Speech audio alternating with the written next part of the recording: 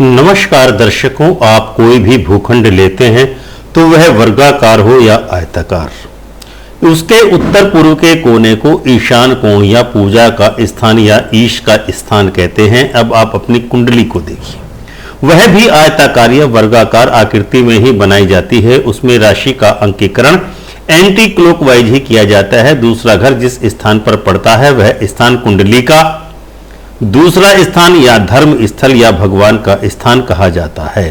इस प्रकार हम कह सकते हैं कि कुंडली हो या वास्तुशास्त्र, दोनों ही आपस में एक दूसरे से गुथे हुए या आपस में मिले हुए प्रतीत होते हैं। जो भी दर्शक हमारे इस कार्यक्रम में नए जुड़े हैं उनसे अनुरोध है कि चैनल को सब्सक्राइब करके बेल आइकन का बटन दबाकर ऑल का ऑप्शन अवश्य ही चुनें, ताकि हमारा नया वीडियो अपलोड होते ही सर्वप्रथम आपको नोटिफिकेशन प्राप्त हो सके।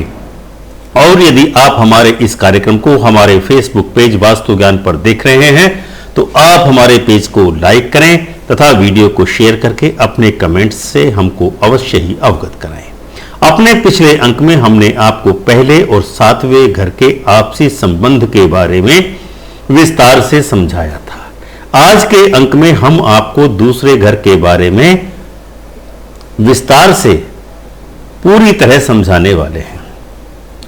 कुंडली या भूमि का वह भूभाग दूसरा भाग है जो ईश स्थान कहलाता है, जिसका मालिक तो देवगुरु बृहस्पति है, लेकिन उस पर शुक्र ने अपने घर का निर्माण कर रखा है। इसीलिए दूसरे घर में बृहस्पति तथा शुक्र ग्रह का प्रभाव स्पष्ट रूप से दृष्टिगोचर होता है। इसीलिए जिस व्यक्ति की कुंडली में शुक्र दूसरे घर में मौजूद होता है उसमें बृहस्पति का बड़प्पन, पूजा पाठ की आदतें तथा मान प्रतिष्ठा की प्राप्ति उसको सदैव होती रहती है। लेकिन साथ ही उसमें स्त्रैण गुणों का आधिक्य तथा नजाकत विशेष रूप से मौजूद रहती है। यानी कहा जा सकता है कि बृहस्पति तथा शुक्र ग्रह आपस में मिलकर शनि का निर्माण करते हैं। यानी दूसरा घर शनि रूपी पर्वत का आकार स्वयं ही ले लेता है।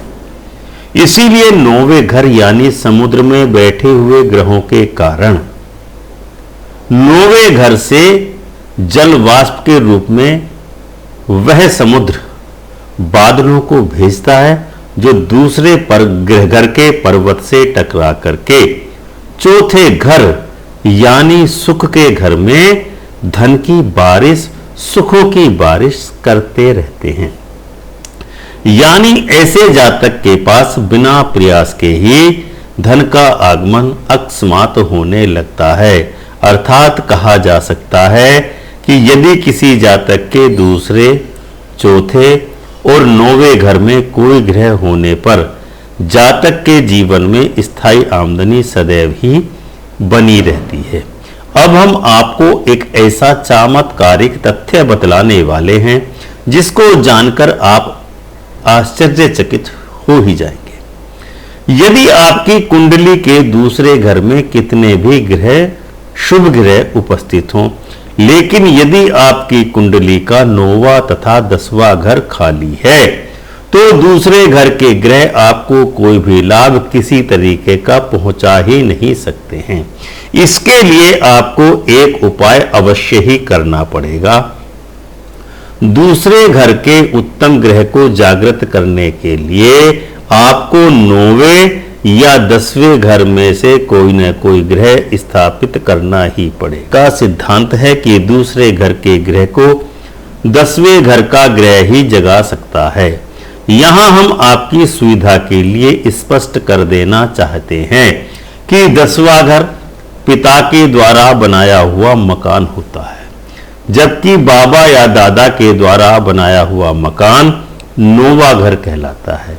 इसका उपाय यह है कि आप अपने घर के फर्श को परिवर्तित करके दूसरे घर के ग्रह को स्वयं जगा सकते हैं।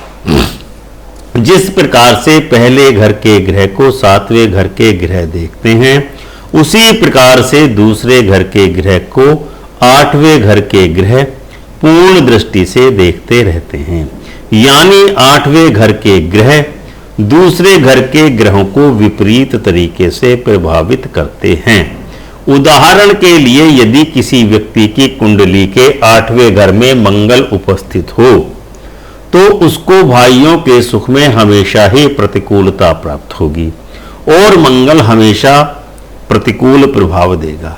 लेकिन यही मंगल जातक की कुंडली के दूसरे घर में विराजमान शुक्र पर जब अपनी दृष्टि डालेगा तो जातक की पत्नी के भाइयों के लिए अत्यंत ही शुभ फल प्रदान करेगा।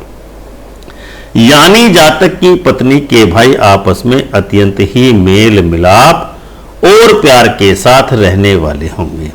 यदि जातक का अपने छोटे भाइयों से प्रेम का नितांत रहता है तो ये जानिए मंगल 8वें घर में अपना परिणाम दे रहा है। यानी 8वें घर के मंगल होने पर जातक को भाइयों का सुख न के बराबर ही मिलता है। आइए दर्शकों, अब हम आपको एक अलग ही दृष्टिकोण से एक नए तथ्य को, इसी तथ्य को नए ढंग से समझाने का प्रयास करते हैं। लाल किताब के मत के अनुसार दूसरा घर छठे घर और छठा घर 12वें घर को देखता है। इस प्रकार से 8वें घर के ग्रहों की शक्ति दूसरे घर के ग्रहों को प्राप्त होती है। यदि 8वें और 12वें घर में मौजूद ग्रह आपस में शत्रुता रखते हो और दूसरे घर में कोई ग्रह न हो तो 8वें घर के ग्रह की दृष्टि दूसरे घर में आ ही नहीं पाएगी। इन हालातों में यदि जातक धर्म स्थान यथा मंदिर, मस्जिद, चर्च या गुरुद्वारे में जाना शुरू कर दे तो 8वें घर के ग्रहों का प्रभाव दूसरे घर से होता हुआ छठे और 12वें घर में स्थानांतरित होना प्रारंभ हो जाएगा। इन परिस्थितियों में जातक के लिए धर्म स्थान में जाना कभी कभी खतरनाक भी हो सकता है। इसीलिए यदि 8वें और 12वें घर में बैठे ग्रह शत्रुता का भाव रखते हों और दूसरा घर खाली हो तो उस व्यक्ति को कभी भी मंदिर में जाना ही नहीं चाहिए। दूसरे दृष्टिकोण से हालात को समझने का प्रयास कीजिए। बृहस्पति दूसरे घर का मालिक है, जिसका मतलब होता है कोई बाबा या साधु सन्यासी। शुक्र ने इस पर अपना मकान बना रखा है। शुक्र का मतलब होता है गाय या बैल। दूसरे घर दोनों दूसरे घर से संबंधित ग्रह हैं, यानी बैल पर सवार साधु, जिसका मतलब हुआ शिव जी। शिव जी के मस्तक पर जब तक चंद्रमा विराजमान न हो तब तक वह मात्र साधु ही हैं, फक्कड़। यानी दूसरे घर के दोष को चंद्रमा के माध्यम से ही दूर किया जा सकता है, शिव को सम्मान मिल सकता है। दूसरा घर शुक्र से संबंधित होने के कारण ही दूसरे भाव में शुक्र यानी पत्नी के पिता यानी बृहस्पति के बारे में जानकारी प्राप्त की जा सकती है। लेकिन यदि दूसरे भाव में शनि उपस्थित हो तो ऐसे जातक की पत्नी अत्यंत ही चालाक एवं बड़प्पन भरे व्यवहार के साथ बातचीत करने वाली होती है। यहां एक बात और ध्यातव्य है कि दूसरे घर में मौजूद ग्रह अपना अच्छा या बुरा व्यवहार वृद्धावस्था में ही दिखाते हैं। इसीलिए धर्म स्थान में जाकर माथा टेकने और वहां पर उस मंदे ग्रह की वस्तुएं चढ़ाने से वह ग्रह दूसरे घर में स्थापित माना जाएगा। इसीलिए यदि शनि धर्म स्थान में बादाम चढ़ाने से, जो शनि का पदार्थ है, शनि दूसरे घर में स्थापित होकर उत्तम फल प्रदान करने लगता है। इस प्रकार हम निष्कर्षतः यह कह सकते हैं कि यदि दूसरे, छठे और 10वें घर में उपस्थित ग्रह आपस में मित्र होंगे तो वह जातक को अत्यंत ही शुभ फल प्रदान करेंगे।